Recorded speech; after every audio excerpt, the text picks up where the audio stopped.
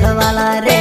बाप देव खत्री काज पूजे रे, आदिवासी सबसे निराला रे।